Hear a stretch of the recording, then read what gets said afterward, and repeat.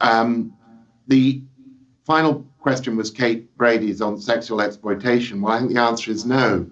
I mean, I think the UN has tried very hard to handle this, but to my mind, you know, and it's a problem which comes from the nature of UN peacekeeping with its haphazard character and underinvestment in the training of troops or the implementation of really strong, effective lines of command.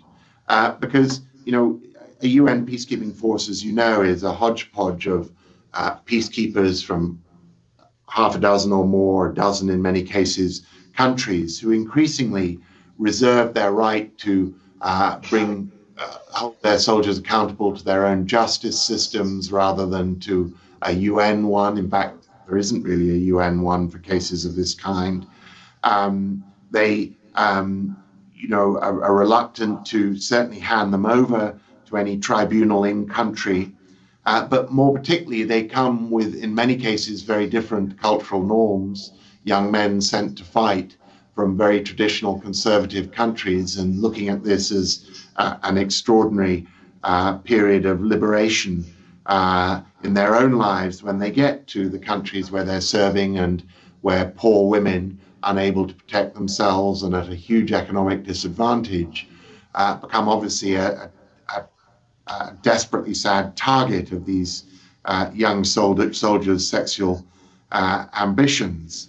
And how do you overcome it? You overcome it through much better trained and invested in peacekeeping forces, where peacekeepers train together before they are deployed together, where they accept that there is a single line of command, which includes a justice system, a court-martial system for people found wanting, and where issues like adequate recreation, sports facilities, adequate R&R, adequate opportunities to go home between periods of service for home leave, all these things which the shoestring UN operations don't have and which contrast remarkably with the investment that you see in comparable NATO operations, are the collection of issues that need to be addressed, because it's not just telling troops not to do it.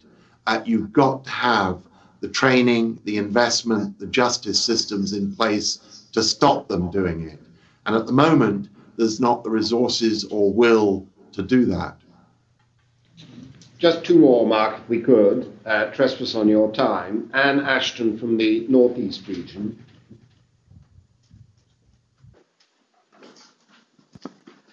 Thank you.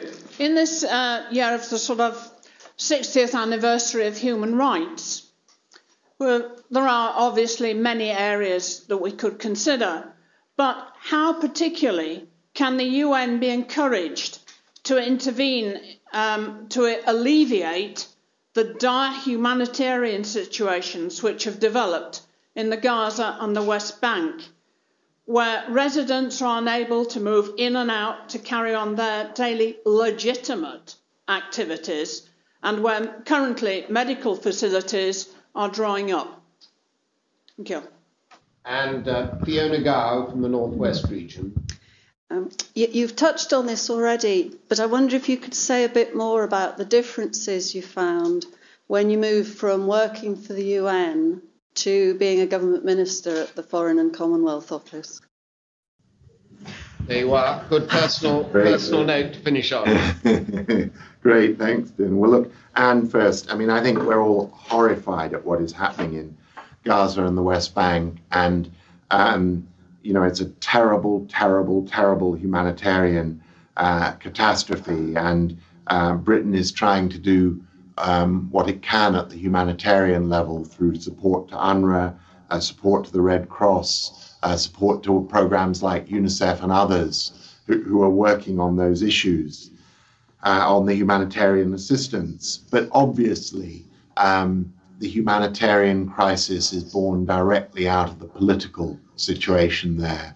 And, you know, ultimately this little sort of, you know, minute little territory, which is the prospective Palestinian state, is never going to get itself onto an economically secure footing unless it's able to resolve its issues with Israel and live peacefully in the neighborhood. And, you know, here, obviously there is a huge frustration because, you know, Hamas is hugely popular and nobody can pretend otherwise. And I don't think we do, you know, ourselves any credit when we fail to recognize that it won a popular election and that the siege that has gone on of Gaza has, if anything, increased its popularity.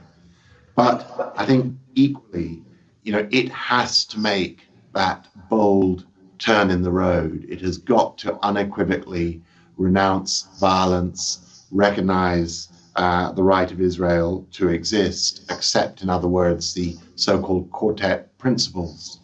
And, you know, if it does that, then the shoe is very much on Israel's foot to allow Hamas to, you know, participate in negotiations. And, you know, and one day that's going to have to happen. But, you know, until it does make that statement, and I recognize it's not straightforward for the leadership. You know, they argue that in all but words they have made it, and if we ask them to do more, they will lose out to hardliners within their own group, etc., etc. You know, but the fact is, with the shelling going on of Israeli civilians, you know, I don't know what it is, 100 rocket attacks, I think, in the last month. I forget the numbers now, but, you know, it is just impossible to create the conditions for the kind of negotiations which will be needed to finally end this.